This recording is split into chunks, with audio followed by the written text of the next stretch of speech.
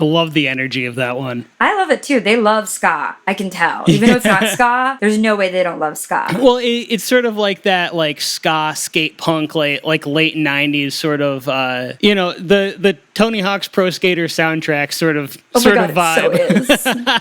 It so is. Yes. I love it. I mean, it's nostalgic. I do think they made smart arranging choices. And they didn't have to in the genre, you know? Yeah. Kind of reminds me of Rise Against a little bit, too.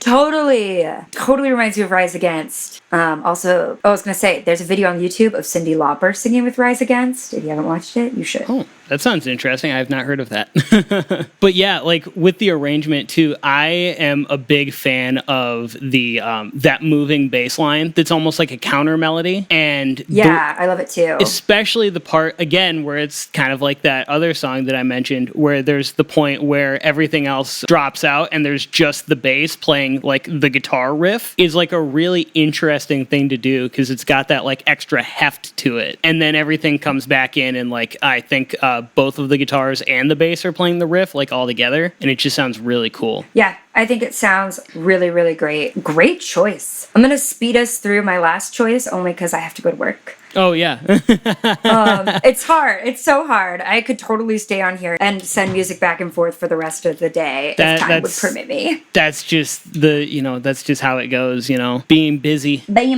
So I'm going to show you my friend's band in Philadelphia called Mandy Valentine. They're all my pals. They're amazing. And I think it'll be a fun send-off track. They do like a Western classic country vibe. Oh, that's so cool. I love that. And I think it's really cool in the DIY scene in Philadelphia, like, regardless, because that's not really, like, you wouldn't normally associate that with, like, a Philly sound. No, definitely not. And so I love that they're doing it. But I've been surprised by Philly before. Like, I featured a couple of different, like, Philadelphia bands, especially early on in the podcast, and I was, like, really surprised when they, like, started showing me some of their friends' bands. I didn't realize that the music scene out there was quite as big as it was. It is. It's a huge music scene. It's very, very important music scene. The DIY, like, if you haven't gone to Philly and seen shows, like, DIY is alive and well there, and it's amazing, and all my friends in this band playing other stuff too, and I'm just so proud of them. I'm really just proud of all of them, so I'm gonna play it. They're called Mandy Valentine.